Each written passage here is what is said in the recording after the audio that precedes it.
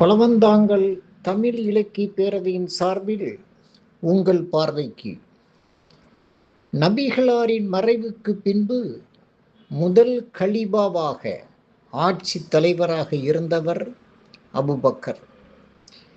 அவர் கலீபாவாக பொறுப்பேற்ற பின்பும் தோளில் துணி மூட்டை சுமந்து கடைத்தெருவில் விற்று அந்த வருவாயில் வாழ்க்கை நடத்தினார்.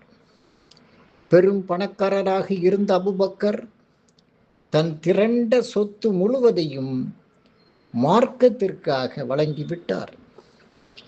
நபிகளாரின் நெருங்கிய நண்பராக இருந்த அபூபக்கர் மறைவுக்கு பின்பு இரண்டாம் கலீபாவாக ஆட்சி தலைவராக பொறுப்பேற்றவர் உமர். தன் குடும்பத்தின் எளிய தேவைகளை நிறைவேற்றிக் கொள்வதற்கு மிக குறைந்த நிதியை மக்கள் அனுமதியுடன் அரசு கருவூல அதிகாரியிடம் உமர் பெற்றார்.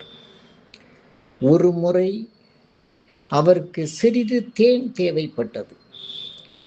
தேன் வாங்கும் அளவிற்கு அவருக்கு நிதி வசதி இல்லை.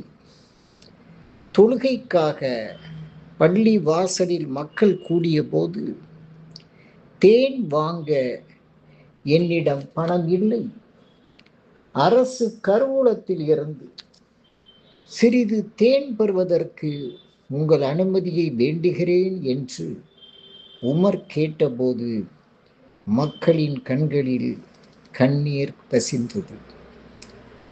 இன்றைய ஆட்சியாளர்கள் கலீபாக்களை போன்று நடந்து கொள்ள வேண்டும் என்றார் அண்ணல் காந்தியடிகள். நன்றி.